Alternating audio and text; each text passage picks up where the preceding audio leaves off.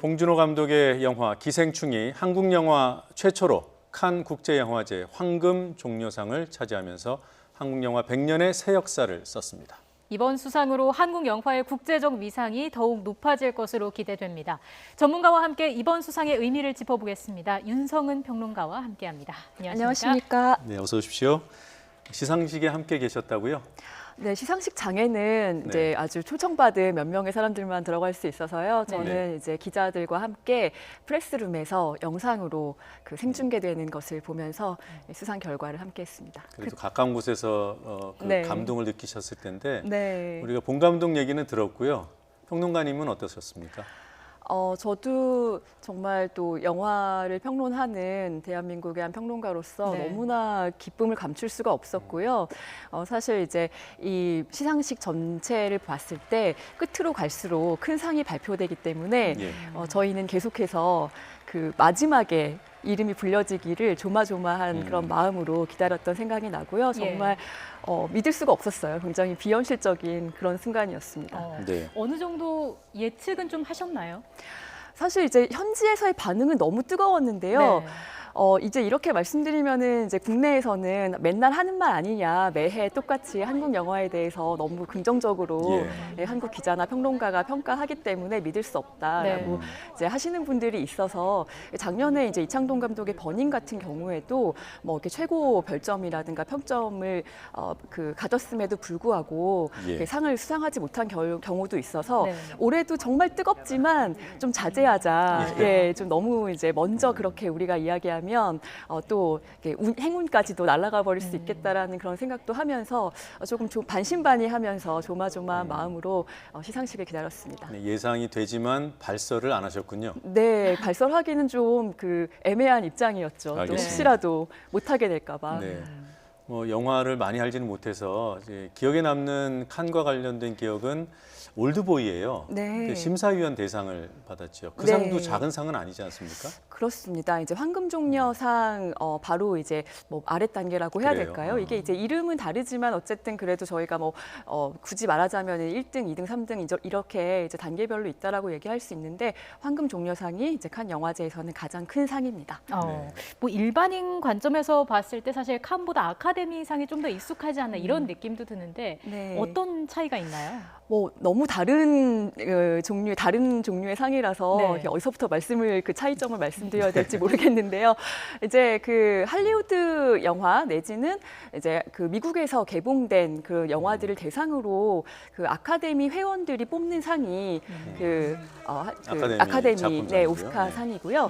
그리고 이제 칸 영화제는 이제 칸 영화제 프로그래머들이 엄선해서 이제 경쟁 부문과 비경쟁 부문과 뭐 이제 등등의 공식 초청작을 뽑습니다. 이제 그래서 전 세계에서 온 그런 작품들을 가지고 선정한 그런 작품들 중에서 경쟁 부문이 이제 사실은 가장 해에 주목해야 될 작품들이 오는 섹션이고요. 그 중에서 또 이제 올해도 어떤 유명한 감독들, 배우들을 초청해서 심사위원으로 선정해서 그들이 또 논의를 거쳐서 뽑는 상이 이제 칸 영화제의 상들입니다. 자, 지금 화면으로 인천공항의 모습을 보고 계십니다. 지금 게이트 B가 선명히 보이고요. 저곳으로 봉 감독이 들어와서 기다리고 있는 기자들과 공식 기자회견을 하게 될 예정입니다. 봉 감독이 기자회견장에 서면 또 현장 연결해서 들려드리도록 하겠습니다. 아카데미 얘기를 하다 말았는데 아카데미에는 그래서 외국인 작품상이 따로 있잖아요. 네, 외국어 영화상이라고 해서요. 따로 있는데요. 그 작품, 어떤 수상 리스트의 후보작 리스트에 들어가는 것만 해도 너무나 큰 영광이라고 할 수가 있는데 어려운 일이라고 할 수가 있는데 아직까지 갈까요, 한국 영화가 아직까지는 없었는데 기생충이 정말 칸에서 이제 상을 받으면서 아마 후보로 오를 가능성은 커지지 않았나 그렇게 생각이 듭니다. 칸 영화제 얘기를 좀 더 해보겠습니다. 이번에 거장들의 작품이 많았다고 하는데 그만큼 경쟁률이 높지 않았을까 이런 생각이 드는데요. 상을 탈 수 있었던 가장 큰 요인은 뭐라고 보시나요? 사실 이번에 정말 기대를 모았었죠. 거장들의 기한이라고 할 정도로 네. 칸이 그동안 사랑해왔던 상도 많이 줬었던 그런 감독들이 쭉 포진해 있었는데요. 저도 아는 사람이 한둘은 있더라고요. 아, 네, 네, 그러니까요. 사실 뭐 짐자무시며 뭐 알모도바르며 정말 많은 좋은 감독들이 있었는데 사실 이제 그들은 이때까지 오랫동안 영화계에서 좋은 작품들 내놓으면서 이번 작품이 그들의 전작과 비교했을 때 과연 어느 정도 수준에 있는가 그것을 본인의 작품과 경쟁할 수밖에 없습니다. 네. 네, 왜냐하면 이제 그 기대치가 높기 때문에 실망할 수밖에 없는 거죠. 본 감독도 마찬가지입니다. 본 감독이 지금 7번째 장편 영화인데요. 정말 해외에 엄청난 팬들이 있습니다. 네. 그리고 주목받는 세계적인 감독이고요. 그런데 이제 본 감독의 경우에는 뭐 그 본 감독 영화 세계의 정점에 있다. 그리고 그 이전까지 작품들을 넘어섰다라는 그런 평가를 받으면서 수상했다고 봅니다. 네, 지금 화면 멀리 봉준호 감독의 모습이 잡히고 있습니다. 네, 기둥 사이로 가려졌네요. 자, 지금 말씀해 주신 그런 이제 봉준호만의 매력과 특징이 있다. 그건 이제 봉준호 장르라고 하나 봐요. 예, 본 감독의 이번 작품 같은 경우에는 특히나 도대체 장르가 뭐냐 이게 다 이렇게 믹스가 되어 있다 예. 이런 질문을 외신들이 많이 했는데 네. 인디어와이어에서 봉준호 자체가 감독이다, 장르다. 장르다, 예, 그렇게 이제 이야기한 것이 본 감독이 굉장히 좋아하는 그런 멘트였습니다. 그래서 그렇게 그냥 설명하면 가장 편할 것 같다. 내가 만드는 장르는 그냥 봉준호의 장르다. 예. 그렇게 표현하는 것이 저도 가장 합리적일 것 같습니다. 본인도 도착하자마자 조금 전에 저희가 네. 라이브로 보여드린 장면에서 그 말 듣고 굉장히 기뻤다고. 네. 감독으로 굉장히 영광스러운 네. 규정인 것 같아요. 왜냐하면 장르 영화라고 했을 때는 앞으로 어떤 일들이 일어날지가 예측이 되는 걸 장르라고 하거든요. 네. 네, 어떤 그 형식이 있고 뭐 아이코노그래피가 있고 이제 그런 것들인데 이제 그런 것을 예측할 수 없이 이 영화가 막 간다는 거죠. 네. 그거는 그 영화가 얼마나 흡입력 있고 몰입감이 있는지를 또 이렇게 이야기해주는 부분이기도 합니다. 예. 본 감독 작품에서 송강호 배우는 어떤 인물인가요? 네, 보통 이제 그 한 감독의 영화에 계속해서 출연하는 그런 배우들, 뭐 페르소나라고 이렇게 많이 이야기를 하는데요. 네. 뭐 송강호 씨는 다른 감독들의 영화에서도 워낙 이제 뛰어난 연기를 보여주는 배우이지만 그 본 감독의 그 대사의 맛을 너무나 잘 살릴 수 있는 그런 배우가 아닌가 싶습니다. 이번에는 뭐 원톱의 영화가 아님에도 불구하고 그 중간에서 그 아주 여러 명의 배우가 거의 비슷비슷한 그런 그 분량으로 출연을 하게 되는데요. 네. 거기서 중심을 너무나 잘 잡아줬고 그리고 뭐 그 연기가 한 단계 더 뭐 발전했다 이런 말은 너무나 실례일 것 같고요. 스펙트럼이 더 넓어진 것을 분명히 관객들도 발견하실 수 있을 겁니다. 예, 혹시 나무주연상 그런 기대는 없었나요? 그러니까 아무래도 이제 나무주연상은 이 쟁쟁한 배우들 사이에서 쟁쟁한 영화들 사이에서 이제 조금 그 전반적으로 그 선굵은 연기를 이제 보여주고 그 원톱으로서 배우가 이렇게 좀 치고 나와야지 이제 주연상을 받을 수 있는 확률이 높아지지 않습니까? 네. 근데 이제 이 영화는 좀 그런 작품은 아니기 때문에 저희가 이제 물론 응원은 했지만 좀 그보다는 이제 그 작품 자체 전반적인 어떤 배우들의 연기를 포함한 작품성에 상을 주지 않을까라는 그런 네. 기대가 더 컸던 것 같습니다. 예. 이번에 보니까 황금 종려상이 심사위원 만장일치로 결정이 됐다고 하더라고요. 이게 네. 흔한 일인가요? 흔치 않은 일이죠. 그래요. 사실 저희가 일반적인 관객들도 서너 명만 모여도 다 영화에 대한 호불호가 갈리지 않습니까? 네. 예, 그런데 그렇게 쟁쟁한 후보들 사이에서 9명의 심사위원이 만장일치로 이 작품을 황금종려로 뽑았다라는 것은 정말 이례적인 일이라고 할 수가 있는데요. 이번에 심사위원단 구성을 보면 감독들이 좀 많았거든요. 작년엔 좀 배우들이 많았습니다. 네. 특히 또 할리우드 배우들이 좀 있었는데 이번에 감독들은 사실상 그 본 감독이 갖고 있는 그 장점들 정말 예측할 수 없는 장르의 그 믹싱과 디테일 이런 것들에 좀 부러워하지 않았을까 개인적으로는 감독으로서 참 부러워할 수 있는 그런 감독이다. 네, 그런 생각이 들었고 그렇기 예. 때문에 황금 종려상으로 선정했다고 생각합니다. 올해가 한국 영화 10주년이잖아요. 네. 저는 심사위원들이 그걸 알고 물론 이제 네. 중요한 평가는 아니겠지만 네. 그러지 않았을까 생각했는데 아까 봉준호 감독 얘기 들어보니까 심사위원들이 네. 그 사실을 몰랐다고 나중에 네. 알았다거든요. 아마 뭐 관심 없었을 겁니다. 네. 한국 영화 제작 100주년인지 아닌지 네. 잘 몰랐을 겁니다. 예. 앞서 봉 감독이 인터뷰에서 개봉 직전이 가장 떨리고 기대된다 이렇게 이야기를 하기도 했는데 네. 어떻게 보세요? 이번 한국에서 흥행은 어느 정도로 할 수 있을까요?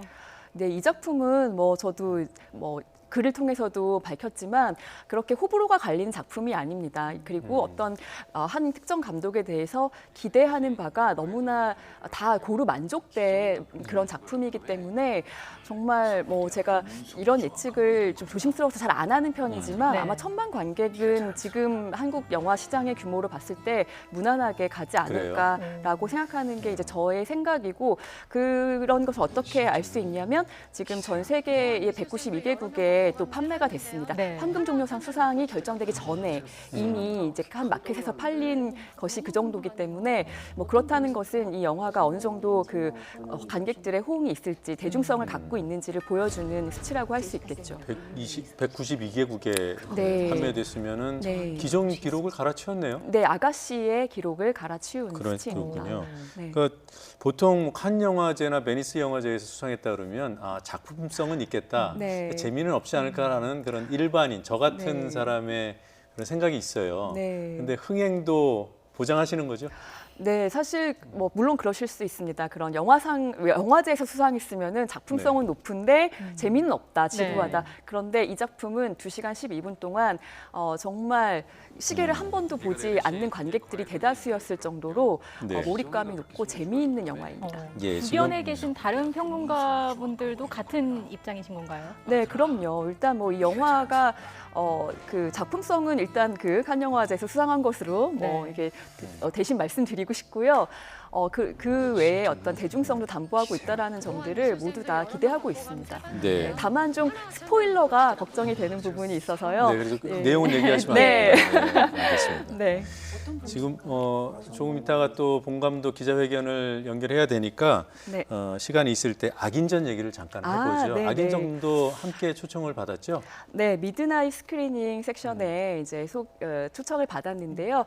이 섹션에는 지금까지 한국 영화들이 단골로 초청이 됐었습니다. 네. 그래서 많은 작품들이 이제 선보였는데 아무래도 비장르 영화가 많이 상영되는 영화제이다 보니까 이렇게 이제 한밤중에 뭐 스파이물이라던가 아니면 범죄 영화라든가 네. 또 우리나라 이제 부산행 같은 경우에는 좀비 영화 이렇게 네. 장르 영화들을 보는 재미가 있어서 또 이런 부분은 다른 측면에서 그 세계에 우리 영화를 알리는 그런 역할들을 하고 있었고요. 네. 네. 악인전도 특히 이제 마동석 씨의 인기가 부산행 때문에 굉장히 높은 상황이었기 때문에 굉장히 기대를 많이 받았던, 주목받았던 칸에서도? 칸에서도요. 네. 네, 주목을 받았던 그런 작품이었고 네. 예, 영화가 끝난 다음에도 사람들이 굉장히 그 시원한 액션에 이렇게 통쾌함을 느꼈다라는 그런 평가가 많았습니다. 그러니까 미드나잇 스크리닝은 비경쟁 부분이에요. 네, 그렇습니다. 네. 얼마나 팔렸습니까? 174개국 정도로 제가 알고 있는데요. 그 이후에 조금 176개국 아닌가요? 176개국인가요? 174개국이군요. 네, 제가 174개국까지는 네. 알고 있는데 늘어났을지 모르겠습니다. 네, 알겠습니다. 네. 뭐 어떻게 평론가님 보셨습니까? 악인전이요? 예. 아니면 악인전. 악인전 네, 전 2번 봤죠. 네, 먼저 개봉을 했기 때문에 한국에서 보고 네. 네, 그리고 또 칸에서 또 다시 감상했습니다. 네, 자 평론가시니까 어떤 칸에서의 반응 뭐 이런 거 중심으로 말고 네. 영화 감독 봉준호 네. 어떻습니까? 이게 아까 봉준호 장르 얘기를 하셨습니다만 어떻게 보면 뭐 특별한 뭐가 없는 것 아닌가, 장르가 없는 거 아닌가? 네. 뭐 그런 의심이 살짝 가기도 하는데. 사실 뭐 장르에 대한 부분은요. 네. 그 장르 영화라는 게 이제 그 대중성과 항상 연결이 되는 것이거든요. 네. 그러니까 무슨 말씀이냐면은 장르가 뭐 이런 조건을 그 충족하면은 멜로드라마고 이런 조건을 충족하면은 뭐 범죄 영화고 뭐 이런 식으로 이렇게 규정되어 있는 어떤 학술적인 용어가 아니라 네. 이제 우리가 그 영화에 대한 정보를 알기 쉽게 하기 위해서 이렇게 손쉽게 이야기하는 그런 부분이기 때문에 네. 뭐 장르가 중요한 것은 아닌 것 같고요. 봉 감독에게는요. 특히나 이렇게 장르를 정말 정말 그 재료로 삼아서 여러 장르를 재료로 삼아서 투닥투닥 요리를 만들어내는 그런 요리사로서 어떤 감독의 그 장점, 네. 그 면모를 보여준다라고 이제 볼 수가 있을 것 같고요. 아무래도 봉준호 감독은 정말 그 지금도 개인적으로 어떤 그 간담회나 이런 데 참석해 보면은 끊임없는 아이디어 뱅크? 네, 정말 그 샘솟는 아이디어를 막을 수 없는 예. 그런 소년 같은 그런 네. 감독입니다.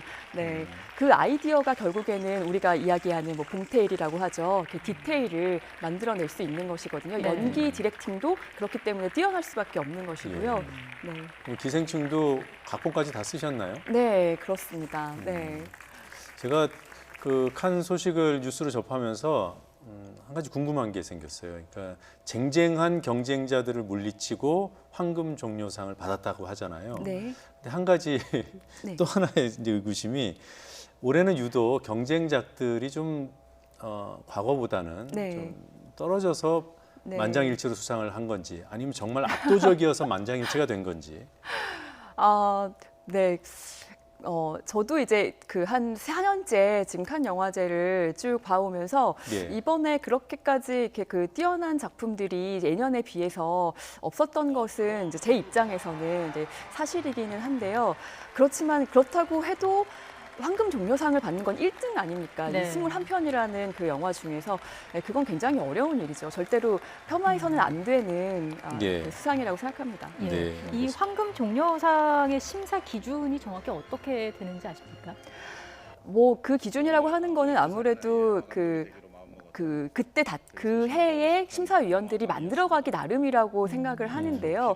일단은 뭐 이 칸 영화제에 추천받는 작품들 자체가 뭐 대중영화, 그 대중영화를 대상으로 하지 않기 때문에 네. 탄탄한 완성도와 작품성이 일단은 먼저가 우선시 되어야 될 텐데요. 예. 사실은 이제 심사위원들의 취향이 많이 반영되기 때문에 뭐 늘 그 해의 최고의 작품이 뭐 상을 받는다라고 이제 이야기하는 거는 좀 네. 이제 오만한 일이기는 하겠죠. 예. 작년에도 사실 그래서 조금 안타까웠던 점은 있습니다만은 그렇지만 이번에 기생충 같은 경우에는 다시 한번 강조하지만 만장일치로 이렇게 선정된 결과입니다. 그만큼 이 영화가 정말 힘을 가지고 있다라는 이야기가 되겠죠. 네.